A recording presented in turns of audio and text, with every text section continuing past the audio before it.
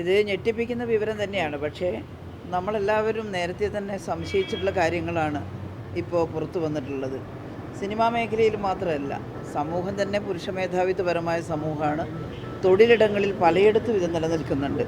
അതുകൊണ്ടാണ് തൊഴിലിടങ്ങളിൽ സ്ത്രീകൾക്ക് സുരക്ഷിതത്വം ഉണ്ടാക്കാൻ വേണ്ടി കംപ്ലയിൻറ്റ് സെല്ലുകൾ രൂപീകരിക്കാൻ വേണ്ടി നിർദ്ദേശം നൽകി. നേരത്തെ വിശാഖ കേസിൻ്റെ അടിസ്ഥാനത്തിൽ എല്ലാ തൊഴിൽ കേന്ദ്രങ്ങളിലും ഇൻറ്റേർണൽ കംപ്ലയിൻറ്റ് കമ്മിറ്റി രൂപീകരിക്കണം എന്ന് പറഞ്ഞിരുന്നു. സിനിമാ മേഖലയിൽ അത് രൂപീകരിച്ചിട്ടുണ്ട്, പക്ഷേ അത് ഫലപ്രദമായില്ല എന്നുള്ളത് തന്നെയാണ് മനസ്സിലാക്കാൻ കഴിയുന്നത്.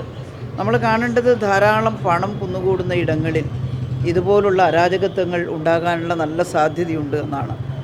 സിനിമാ മേഖല ഒരു മുതലാളിത്ത മേഖലയായിട്ട് മാറിയിരിക്കുകയാണ്. അതിനകത്ത് ധാരാളം സമ്പത്തുള്ളവർ അധികാര ദുർവിനിയോഗം ചെയ്യുന്നു, അവർ എല്ലാ കാര്യങ്ങളും തീരുമാനിക്കുന്നു, അങ്ങനെയാണ് വരുന്നത്. അതിൻ്റെ ഭാഗമായിട്ട് തന്നെയാണ് അവിടുത്തെ സ്ത്രീകൾക്കും അതുപോലെ ജൂനിയർ ആർട്ടിസ്റ്റുകൾക്കുമെല്ലാം ഉണ്ടായിട്ടുള്ള പ്രയാസങ്ങൾ ഉണ്ട് എന്നുള്ളത് വരുന്നത്. അത് മാറ്റി തീർക്കാൻ അടിമുടിയൊരു പരിഷ്കരണം സിനിമാ രംഗത്ത് വേണം. ഇത് മലയാള സിനിമാ രംഗത്ത് മാത്രമൊന്നുമല്ല, ലോകത്തിലെല്ലായിടത്തും ഇത്തരത്തിലുള്ള കാസ്റ്റിംഗ് കൗച്ചുകളെക്കുറിച്ച് പറഞ്ഞു കേട്ടിട്ടുണ്ട്. ജൂനിയർ ആർട്ടിസ്റ്റുകളെ അടിമകളെ പോലെ കാണുന്ന സ്വഭാവമുണ്ട്. അത് മാറുക തന്നെ വേണം. അതിനാവശ്യമായിട്ടുള്ള നിയമങ്ങൾ ഉണ്ടാകണം. നിലവിലുള്ള നിയമങ്ങൾ ഉപയോഗിച്ച് തന്നെ എന്ത് ചെയ്യാൻ കഴിയുമെന്ന് പരിശോധിക്കണം.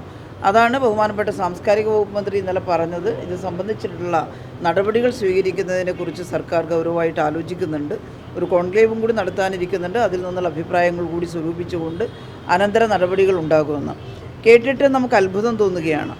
ഇന്നത്തെ ഈ ആധുനിക സമൂഹത്തിനകത്ത് വനിതാ ആർട്ടിസ്റ്റുകൾക്ക് വസ്ത്രം മാറാനുള്ളൊരു മുറി പോലും കൊടുക്കുന്നില്ല എന്നുള്ളതാണ്. സാധാരണ നമ്മളൊരു യുവജനോത്സവം നടക്കുന്ന ഇടങ്ങളിൽ പോലും ഒരു ഗ്രീൻ റൂം, അതുപോലെ നമ്മളെല്ലാം ഇടപെടാറുണ്ട്. പെൺകുട്ടികൾക്ക് സൗകര്യപ്രദമായിട്ട് വസ്ത്രം മാറാനുള്ള സ്ഥലം, അതിനും പോരായ്മയൊക്കെ വരാറുണ്ട് ചിലയിടത്ത്. അപ്പോഴെല്ലാം നമ്മളതിൽ പ്രതികരിക്കാറുണ്ട്. ഇത്രയും വളർന്നിട്ടുള്ള സിനിമാ ഇൻഡസ്ട്രിയിൽ ഈ ജൂനിയർ ആർട്ടിസ്റ്റുകളോട് കാണിക്കുന്ന സ്വഭാവവും, സ്ത്രീകൾക്ക് ഒരു ടോയ്ലറ്റും ഒരു വസ്ത്രം മാറാനുള്ള റൂം പോലും കൊടുക്കുന്നില്ല. ചില പ്രമുഖരായിട്ടുള്ള നടിമാർ പറഞ്ഞു കേട്ടിട്ടുണ്ട്, ചില സിനിമാ സെറ്റുകളിൽ ഈ KPSC ലളിതയൊക്കെ ജൂനിയർ ആർട്ടിസ്റ്റുകളെ ഈ മുണ്ടൊക്കെ ഇങ്ങനെ നിർത്തി വെച്ചിട്ട് അതിനകത്തുനിന്ന് മാറിക്കോളൂ എന്ന് പറഞ്ഞ അനുഭവമൊക്കെ പറയുന്നത് കേട്ടിട്ടുണ്ട്. പക്ഷേ ഇത് എത്രമാത്രം പുരോഗതി പ്രാപിച്ച സമൂഹമാണ്. പ്രത്യേകിച്ചും കേരളത്തിൽ എല്ലാ സൗകര്യങ്ങളുമുള്ള ഒരവസ്ഥ ഉണ്ടായിട്ടും അതുപോലും നിഷേധിക്കുന്നു എന്ന് പറയുന്നത് അങ്ങേയറ്റം ആക്ഷേപകരമായിട്ടുള്ളൊരവസ്ഥയാണ്. ഇതിൽ നമുക്ക് വ്യക്തിപരമായിട്ട് ആരൊക്കെയാണ് തെറ്റുകാരെന്നൊന്നും പറയാൻ ഇപ്പോൾ കഴിയുന്നില്ല. കാരണം ഞാൻ കമ്മീഷൻ റിപ്പോർട്ട് മുഴുവൻ വായിച്ചിട്ടില്ല. ഇനി അതിനകത്ത് തന്നെ പേരെടുത്തിട്ടുള്ള പരാമർശം ഉണ്ടോ എന്നുള്ളതെല്ലാം പരിശോധിക്കേണ്ട കാര്യങ്ങളാണ്.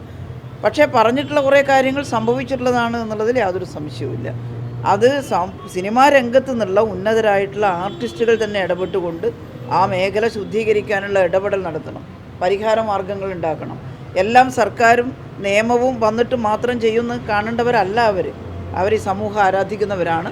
അത്തരത്തിലുള്ള ആളുകൾ ഇതിനുള്ള പരിഹാര മാർഗം അടിയന്തരമായിട്ടുണ്ടായിരിക്കണം.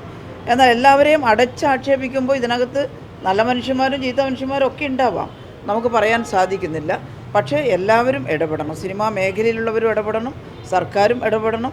ഈ സിനിമാ മേഖലയിലുള്ള ഇന്നത്തെ ഈ അരാജകത്വം അല്ലെങ്കിൽ പോരായ്മ അത് പരിഹരിക്കാൻ വേണ്ടിയിട്ടുള്ള നല്ല പരിശ്രമം ഉണ്ടാവണം.